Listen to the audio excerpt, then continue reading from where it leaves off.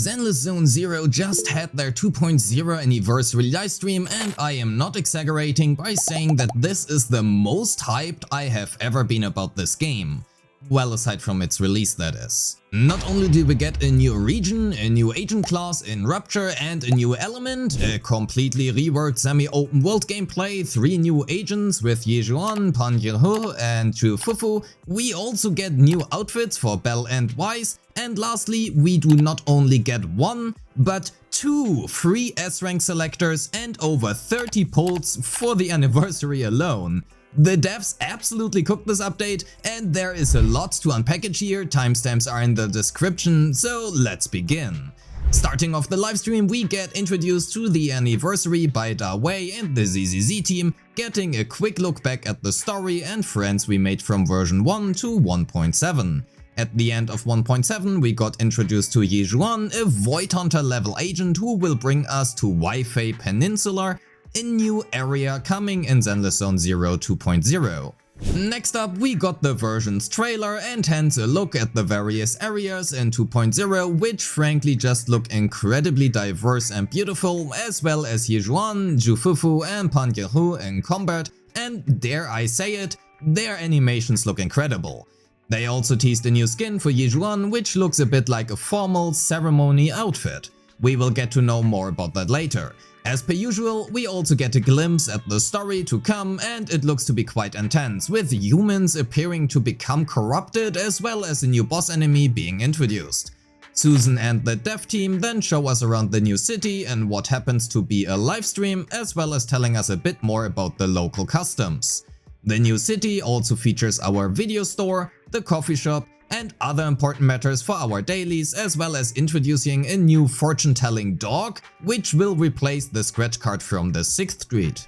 Fufu, Yinhu and Yixuan are part of a new faction called Yongkui Summit, and with that we also get a new faction. Then they teased us with 3 new short films, including an animated short coming just shortly in the future. In 2.0, we will be getting a new agent story about Fufu as well, where we get to know more about Fufu by participating in an epic martial arts film with her and other tiger tyrants. Following, we get a closer look at upcoming characters, and Belle and Wise seem to have got new outfits as well. In 2.0, we will encounter events such as us having to manage the Sumbui Temple, sorry if I butcher that name, which seems to be a production management minigame, where we will be selling goods to earn cloud crests, and as per usual we will be able to claim various rewards from it, such as polychromes or boupons, as well as 2 mysterious items which I personally could not identify. We also get access to new stores featuring new currencies such as said cloud crests, which we can obtain through various gameplay means, and we can exchange these currencies for various materials needed for managing our temple. The goal here seems to be to build up and establish the temple as a base for ourselves. Next, we are being introduced to a new combat mechanic called Miasma, as well as new gameplay elements such as us having to destroy or relocate objects in the open world to solve small puzzles. Enemies in the open world are now also marked with their difficulty and level to help us navigate the world just a little bit better, as the new area will be again a semi-open world, and that has further implications as well. More on that later. Miasma can be inflicted by enemy attacks, as well as specific mechanics such as pools of miasma on the floor. Standing in the puddles or getting hit will slowly fill up our miasma corruption over time and deal damage to the team when the miasma bar is maxed out. To help us with that, we have access to various teleports to get around the new map, as well as heal our agents when nearby. We also get to see the new map and improved UI as well. And at least to me, the new map and UI looks so much better. Next, we get a closer look at Yixuan, which has a new class called Rupture, as well as featuring a unique element called Auric Ink. Rupture class agents will by default ignore the defense of enemies with their attacks, and speaking of their attacks, they do not scale off attack, but off a new stat called Sheer Force instead. Sheer Force attacks deal then Sheer Force damage, which ignores said defense. Yixuan specifically also will be able to increase her Sheer Force based on her HP, which implies her being our first offensive HP scaler. Furthermore, Yixuan uses a special energy bar called Adrenaline. Yixuan can consume adrenaline to convert them into her technique points, which then allows her to use a special ultimate, and doing so will have her gain a point of auric ink. This point can then be consumed to cast a special attack. She also seems to feature a lot of different EX specials, and if I didn't miscount it, there should be at least 5 different ones, with some of them being cast by holding her basic attack button. These EX specials can also parry enemy attacks or trigger perfect dodge, as well as her having quite a few possibilities for grouping enemies. She also features a special movement mode similar to Ellen. Lastly, her normal ultimate allows her to evenly distribute the HP of the team, and when entering combat, she will actually start with a full adrenaline bar. Not gonna lie, her animations look so incredible, I am actually in awe. Furthermore, to help us with the new class being introduced, Lucy, Astra and Collidor and Pulchra have had their core skill adjusted and now can be used with Rupture agents as well without missing out on the additional core, which should make team building for us much easier, especially if you're free to play.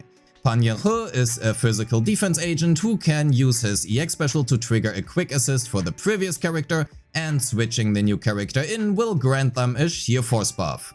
He also will continue to attack from off-field after casting his EX special. His ultimate cooks some rice and the enemy as well while we are at it, and restores health to the team. And to be honest, his chain attack just looked very hilarious. Lastly, we get a glimpse at Fufu, who is a fire stun agent, and she seems to be able to ride her pet called Huwei. Fufu and Huwei's attack accumulate 2 unique resources called Might and Momentum. The pet will also stay on field even when Fufu is inactive and continues to attack enemies at the cost of consuming momentum and instead gaining might. After accumulating enough might, Huwei will then cast a special attack, which can also happen while she is off field. Activating her chain will also increase the crit damage of all teammates, as well as buffing the ultimate and chain attack damage. She also can indefinitely spam her basic attack 3, similar to how Qingyi can.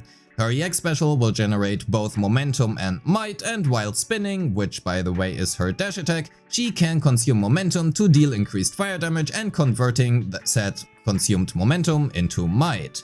If she has enough might, she is then able to also cast her chain attack automatically. This can happen off-field as well, and while active she will continue to spin towards enemies off-field. She requires an attack or rupture agent, and when that condition is fulfilled, she will then increase the maximum decibels for the squad, as well as refunding some decibels to the respective agents after they have used their ultimate. Finishing this section, Holo Zero has also been improved with new toys to play with for Yixuan and Fufu, and we get a look at a new Bangboo called Bellion, which is, just like all the Bangboos, again just super cute. Man, I really love Bangboos. I just wish they would be a little bit more relevant. As for the banners, we are looking at Yixuan with her signature weapon, as well as Astra in phase 1, with Pan Yinhu with his signature being the raid ups, whereas Fufu and Caesar will be featured in the second phase with their signatures as well. Lastly, we also get new quality time with Yixuan and Fufu, as well as the new wallpapers, and we also got a look at Yixuan's exclusive skin. And goddamn, I swore to not spend money anymore, but I think I will have to break that promise to myself. Which is convenient because due to the anniversary, we obviously also get a top-up bonus reset as well. Let's talk about the upcoming events. In Gravitational Attraction, we get to watch movies with some NPCs, as well as our favorite waifus and husbandos, and get to share our thoughts with them during it. We also have a solo mode, which seems to be a QuickTime event. Finally, I can watch the movies we are selling at the store. This event will reward us with some polychromes, a new title, a new A-rank Wengine called Real Projector, and a hamster cage. This is a permanent event as well, so at least we will not miss out on it. Next, we are inquired by Belobog Industries, who have built a giant Bangboo robot, which we actually get to play in during combat in the event.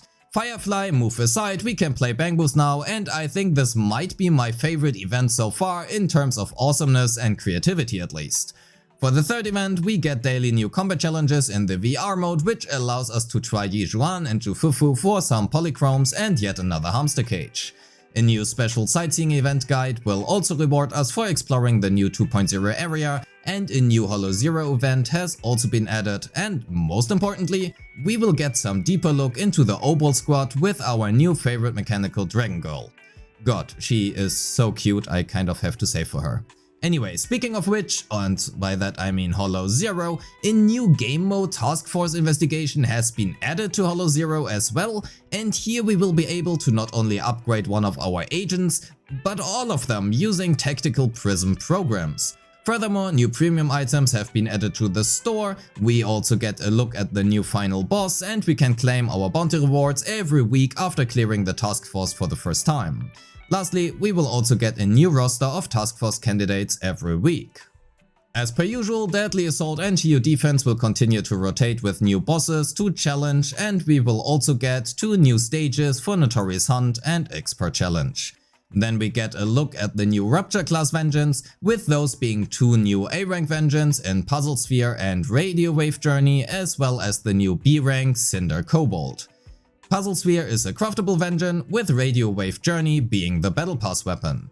As a neat surprise in between, they also teased a new Battle Tower coming in 2.1, so make sure to claim your rewards before the mode updates. We aren't done with events yet, and next up we get to participate in the Golden Proxies Awards, which we can participate in for even more polychromes. Lastly, we get a triple bounty for both the disk drives and materials. And speaking of disk drives, we also get 2 new disk drive sets with Yunhui Tales and King of the Summit, with them likely being the new sets for Yixuan and Fufu respectively. Looking at King of the Summit specifically, however, this set looks like a candidate for the new Best in Slot set for, I don't know, basically every single stun agent. Anyway, we will have to test that, I will surely make a video about that. Now, what everybody has been waiting for, the anniversary. Not only will we get a total of 30 pulls, 10 boopons, an exclusive title and avatar, as well as a new outfit for both Bell and Rice, but against all expectations, we not only get a standard S-rank selector for a standard agent of our choice, but also a free S-rank standard weapon of our choice. This will be available when the update launches on June 6th, so make sure to not miss out on this. Let me know in the comments who you will choose and which weapon you will get. We aren't done with surprises yet, however, this patch really is just stacked. Ellen will actually get a buff, not only by them giving her Hollow Zero kit, but actually adding in some new moves as well. We also get to see her additional core being expanded upon and now works with the stun character. This upgrade is selectable by the player and needs to be actively enabled by you. Lastly, starting off today, we get a new login event for 480 polychromes in total. That is not all, we are still missing the optimizations as per usual. As already teased before, we get a new reworked UI featuring a new map with a mini-map added to the overworld UI as well, featuring all of the important locations within the respective area. Furthermore, while previously we have had to enter the hollows via the HDD, we now have an interconnected map with combat within this world. This also means we could face some problems in regards to key bindings, which means most of the default key bindings have been adjusted as well for the out of combat UI. You can always change these key bindings yourself, however. The internet system has also been adjusted, now being a little bit more sorted, and we are having different colors and icons for the current state and type of mission as well. For new players, don't sweat, you can also experience the Season 2 main story without finishing all of Season 1. Other optimizations include the rank up missions, which no longer require collection data, and we now also have access to a seamless swap between PC and controller controls. The daily farming now also features random enemies, if you choose to do so for more variety. Expert Challenge and Notorious Hunt have been slightly improved as well in terms of their order, with for example burnout stages now being featured at the top. Lastly, storage space required has been shrunk down and we get to manage our resources as well, being able to remove previous missions we have already completed. Pre-registering for the version 2.0 will grant you 320 polychromes and a chance to win some awesome prizes. A link to that is in the description. As for the end of the livestream, we get more collaborations between Zenless Zone Zero and specifically Bernice and Ambi, who both take their role as chefs in the collab with various food establishments, which are to be announced at a later date. This also features yet another event for even more polychromes, as we didn't have enough, as well as Boopons and a new Bangboo called Crispy Boo. And with an art contest announced for various real-life rewards, the launch of ZZZ on Xbox, ZZZ's appearance at the Anime Expo, and the release of Yixuan's and Fufu's EPs, we are finally at the end of the livestream. I know this has been a lot, so let me know in the comments what are your thoughts on the livestream and the anniversary. Thank you so much for watching, I appreciate all of you, and have a great day. Peace.